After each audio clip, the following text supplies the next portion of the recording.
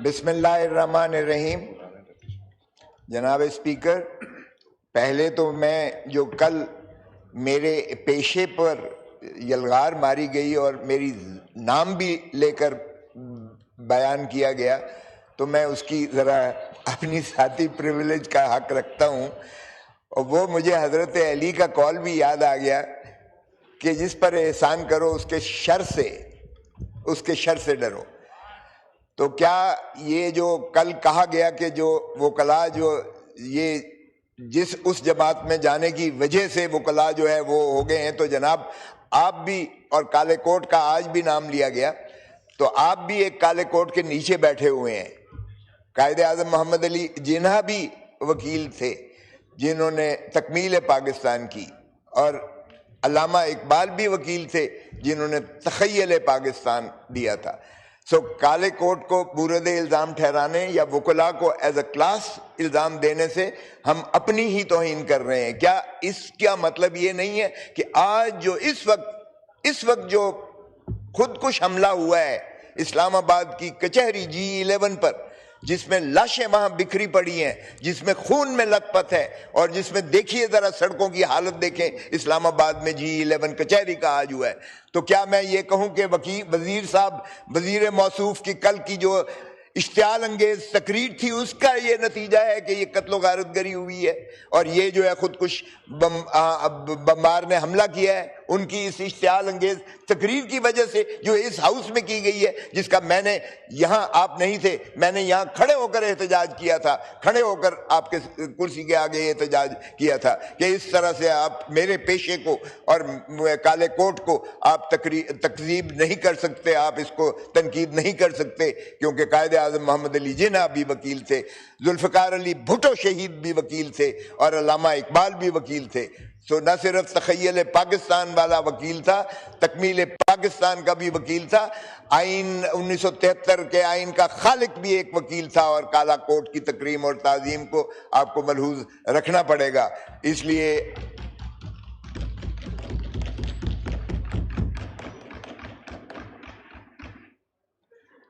جس طرح ہم پر مقدمات قائم کیے گئے کہ جی یہ انہوں نے اشتعال انگیزی کی ہے، تو کیا وزیر موصوف پر بھی یہ جو آج قتل وہاں ہوئے ہیں، جو خون کی ہولی کھیلی گئی ہے اسلام آباد کی کچہری کے باہر، جو خودکش حملہ ہوا ہے اور جتنے وہاں قتل کیے گئے ہیں، کیا وزیر موصوف پر بھی اس کی اشتعال انگیزی کا، اس کا اعانت کا جو ہے مقدمہ درج کیا جائے گا؟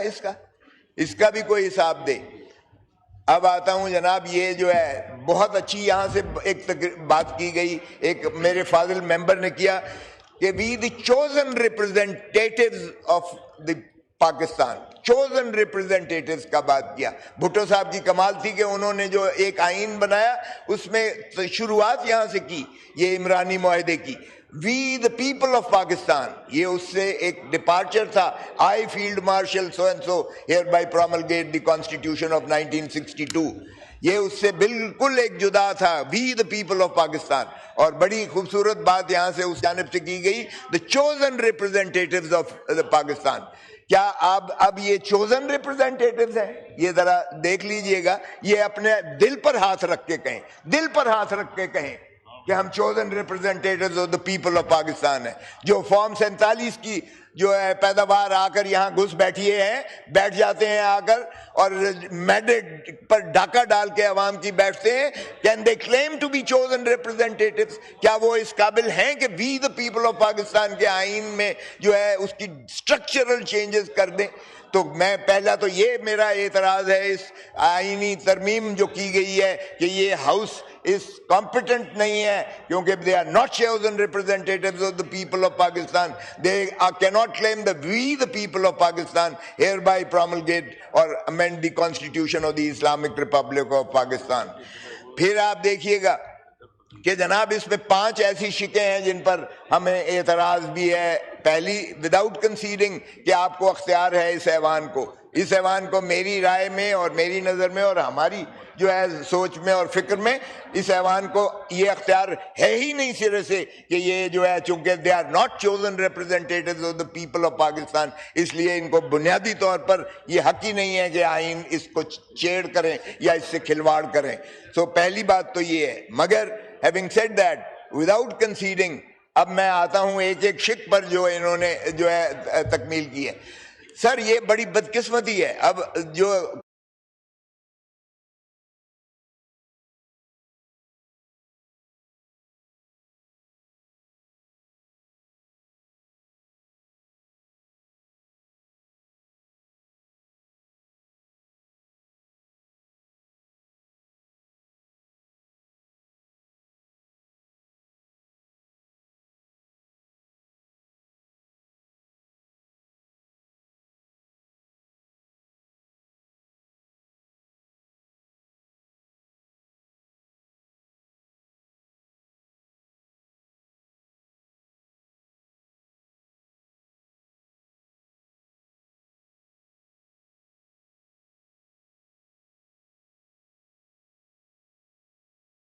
میں اس سارے سفر کا جو ہے چشمدید آئینی گواہ بھی ہوں، اور میرے شاگرد اس جانب بیٹھے ہوئے ہیں. مجھے خوشی ہوتی ہے کہ ہمارے شاگرد جو ہے اگر اس پیشے میں آگے ترقی کرتے ہیں، یہ خوشی کی بات ہے. اپنے نظریات، اپنے اختلافات، میرا اس سے سروکار نہیں ہے، مگر انہوں نے ہمیشہ جو ہے تسلیم کیا اور میں اس بات کو تسلیم کرتا ہوں.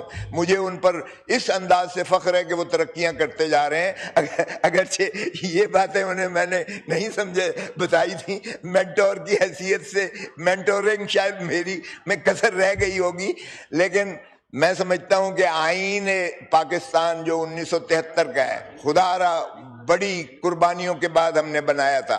پاکستان کو دولخت ہونے کے بنایا تھا، اور یہ شہید ذوالفقار علی بھٹو کا یکتا کارنامہ ہے کہ اس نے سب کو اکٹھا کر کے ایک متفق آئین دیا تھا.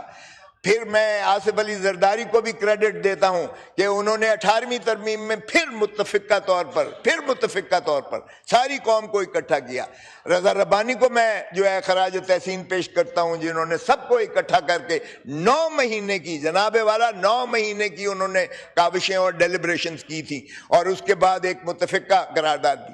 میں پوچھتا ہوں کیا اس وقت جو ہے مسلم لیگ نواز موجود تھی، کیا اس وقت ان کو خیال نہیں آیا کہ وفاقی آئینی عدالت بننی چاہیے؟ اس وقت تو اتنی میسو قسم کی ترامیم کی گئی تھی، اس میں تو انہوں نے کوئی وفاقی آئینی عدالتوں کا کوئی تصور نہیں دیا تھا، نہ کوئی اس میں جو ہے ترمیم لے کر آئے تھے. آج کیا ضرورت پڑ گئی؟ جب زرداری صاحب یا پیپلز پارٹی جب بھی اقتدار میں تھی تو پیپلز پارٹی نے اپنا جو ہے پوتر کیا اس آئین کو 1973 کے، جس طرح یہاں کہا گیا کہ انہوں نے اپنے اختیارات ڈیوالو کر کے، حتیٰ کہ انہوں نے سارے آمروں کے نام تک کو نکال کے باہر پھینکا تھا اس میں سے، اس 73 کے آئین کو. اور 73 کا آئین اپنی اوریجنل شیپ میں آیا تھا 18ویں ترمیم کے بعد. آج پیپلز پارٹی کو کیا ہو گیا ہے؟ یہ کیا ہو گیا ہے؟ مجھے تو سمجھ نہیں آئی ہے. میرے خیال میں تو بابا شہید ذوالفقار علی بھٹو اور رانی شہید بے نظیر بھٹو کی روح تڑپ رہی ہوگی جو کچھ اس وقت پیپلز پارٹی 1973 کے آئین کے ساتھ کھلواڑ کر رہی ہے. اور وہ بھی کس کے کہنے پہ کر رہی ہے؟ کس کے کہنے پہ کر رہی ہے؟ مسلم لیگ نواز کے، جن کا کوئی آپ ماضی جانتے ہی ہیں، کیونکہ 2 ہی جماعتیں ہوا کرتی تھیں اس وقت، یا پیپلز پارٹی تھی یا مسلم لیگ نون تھی. پیپلز پارٹی کا نظریاتی بساط چھوڑ چکی، انفارچونیٹلی پیپلز پالیٹکس چھوڑ چکی، پاور پالیٹکس میں پڑ گئی ہے. پاور پالیٹکس میں ایک دوسرے کو یہ ترہ امتیاز لینے کی کوشش کر رہے ہیں، ایک دوسرے پر سبقت کر رہے ہیں.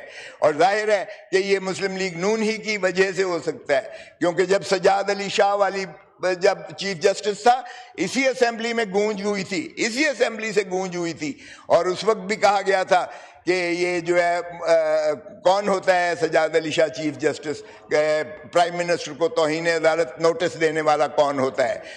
صحیح. اس کے بعد جو کچھ ہوا، چمک کی ریت آئی، کوئٹہ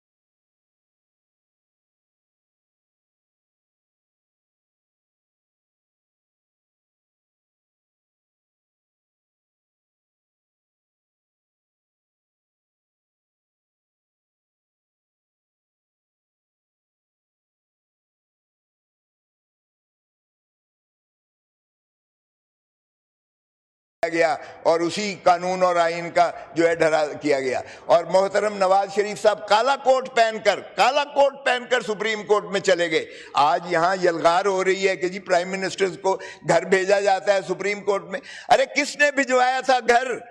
کہتے تھے اس وقت اترو، نیچے اترو، یہ کوئی جنگل کا قانون نہیں ہے. یوسف رضا گیلانی نیچے اترو، وزارت عظمیٰ چھوڑو، نیچے اترو. یہ کالا کوٹ پہن کر کون گیا تھا؟ تو یہ پتہ نہیں اب کیسے اکٹھے بیٹھے ہوئے ہیں. بہرکیف ان کو مبارک ہو. یہ اکٹھے بیٹھنا کب تک چلتا ہے، یہ بیڈ لاک آف کنوینئنس کب تک ان کی یہ سنگت چلتی ہے، سنگم چلتا ہے، یہ تو اللہ ہی جانتا ہے. لیکن تاریخ کو خدا را اتنا مسخ نہ کیجئے گا. عدالت کو کس نے یہ کمزور کیا ہے؟ اور اب کیا ہو رہا ہے؟